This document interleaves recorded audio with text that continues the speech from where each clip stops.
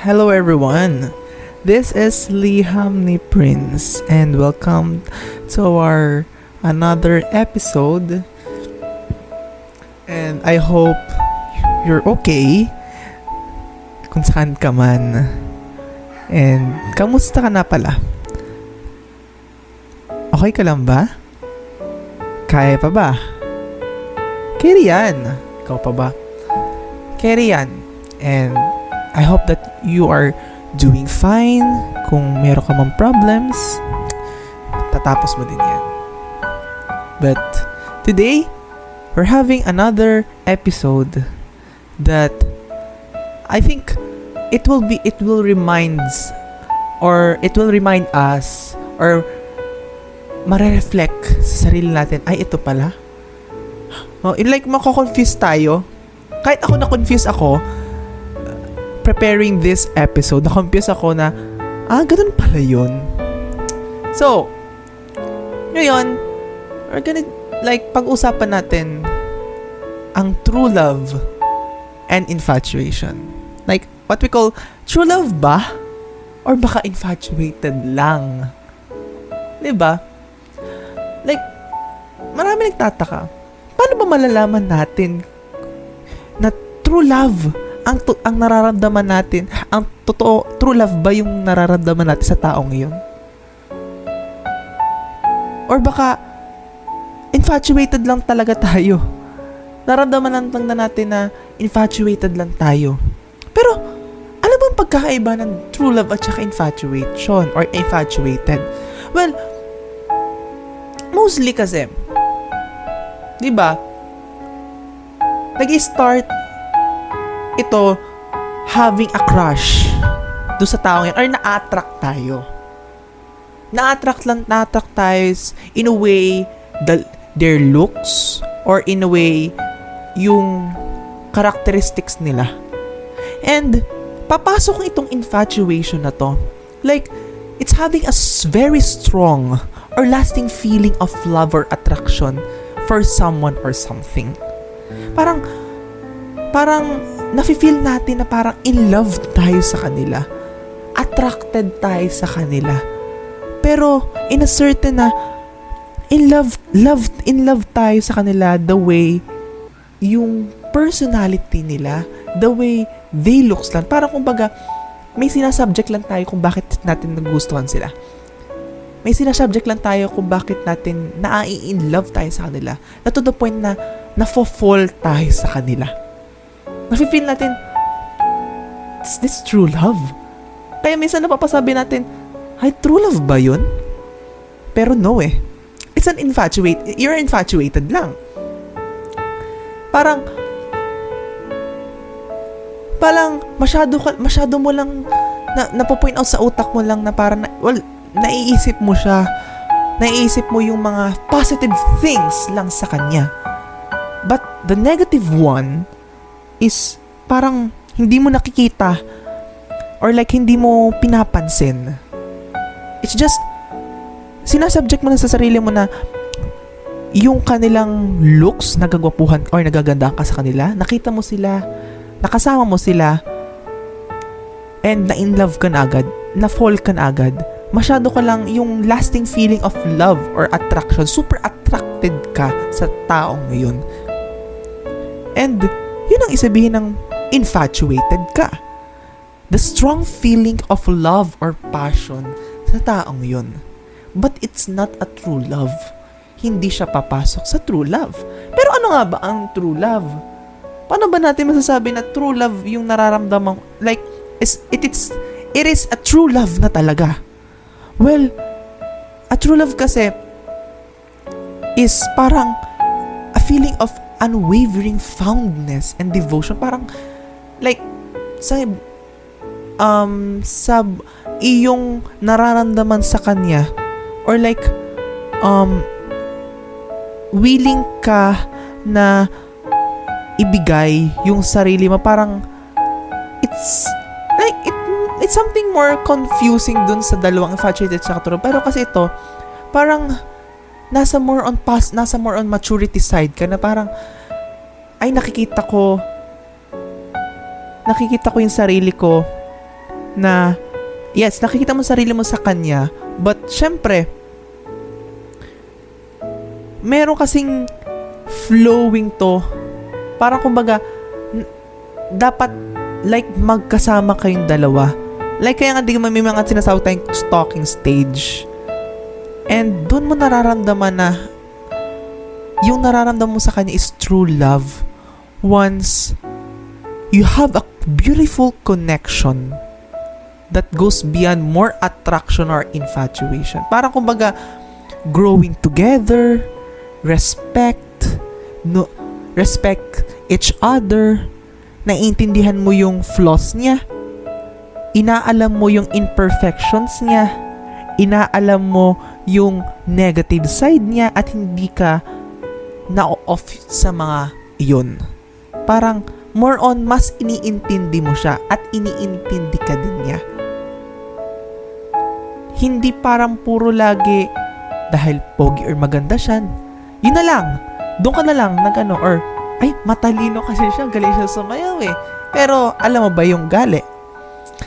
You know their characteristics, whether it bad or good man, and you understand yung sa inyong dalawa, naiintindihan mo na may ganto ka at may ganto siya. Or kumbaga, like nasasabi mo na sa inyong, like kung ikaw man hindi pa kayo nag-uusap dalawa, hindi mo agad mararamdaman na ito'y true love.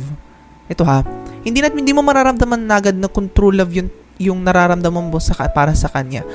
Ang pinaka basis kasi masasabi natin true love is once you have connected na sa kanya, or like nakakapag-usap kayong dalawa. Kaya nga mostly mas maganda na you having a connection do sa taong yun. Kung let's start with a friendly connection or friendly conversation, and you know naman na may gusto ka sa kanya. But syempre, di mo alam kung may gusto ka din ba sa kanya. May gusto siya sa iyo.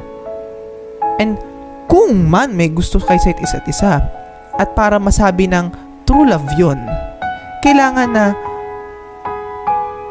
alam mo yung positive and negative, at hindi ka magbe-base lang sa iyong nararamdaman. Hindi ka lang magbe-base lang dun sa attracted ka or like lang yung full blast ka sa iyong love or yung love mo, yung like strong feeling of love or passion do sa taong yun.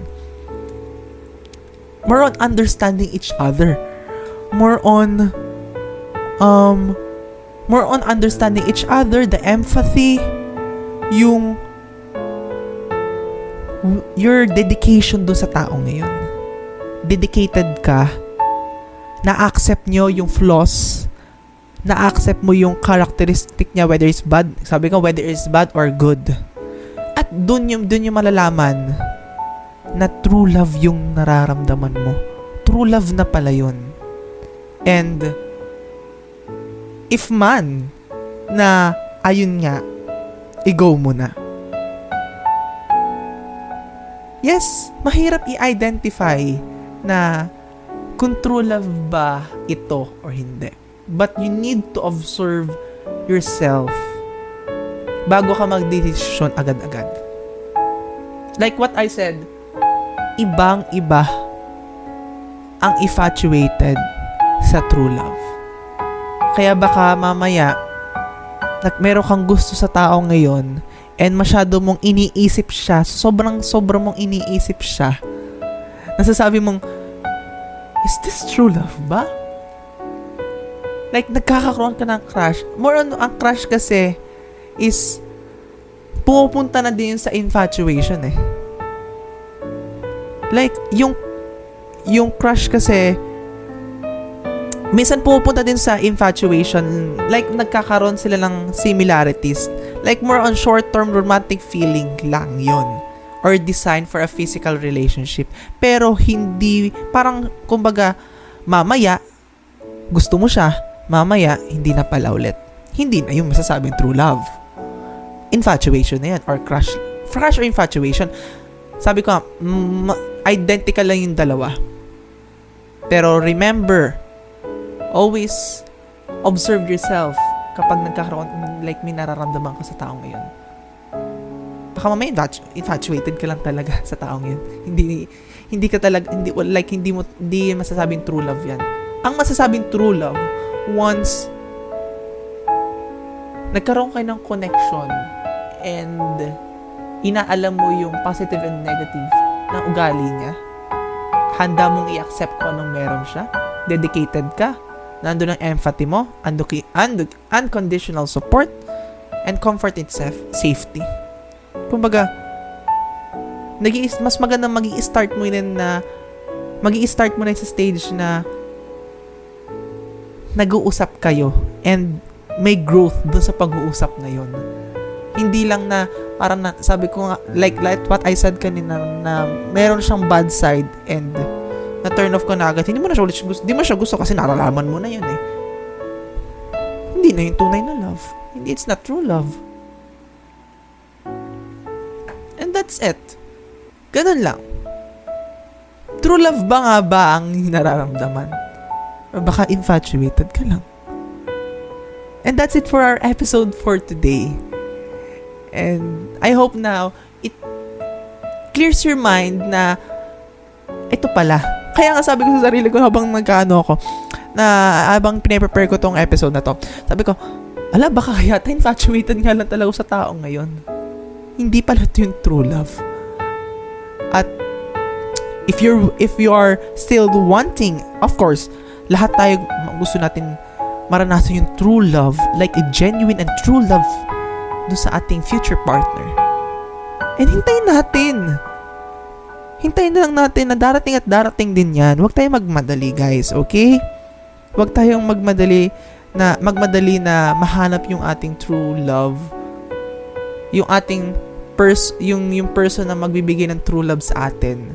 And more on ngayon, puro infatuation, nasa infatuation stage ka, puro like wala pa mahirap ma-surpass yung yung true love kasi sa days kasi ngayon, more on nagre-rely kasi kung ano yung nararamdaman, kung ano lang yung nakikita at nararamdaman, hindi tinitignan yung mismo yung nasa inner na more on the outside being of a person. Yun doon mostly nagbe-base. Kaya sana if you really want a true love, alamin mo yung pinaka inner side ng tao at handa mo siyang i-accept, at connection is the key.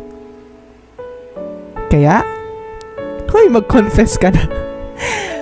And next episode natin mapapag-usapan about confession. But today, that's it for our episode for today. True love ba? Or infatuated ka lang? Also, so follow us on Twitter at PhillyHamneyPrince11, and to our Spotify, follow us and give your comment or like what is your thoughts about our episode today. If meron kang takeaways sa acting episode today, you can comment sa baba. And to our also sa mga digital podcast platform, follow us all there. You can hear our episodes sa mga digital podcast platforms. So that's it. So thank you very much for listening and have a good night sa inyong lahat.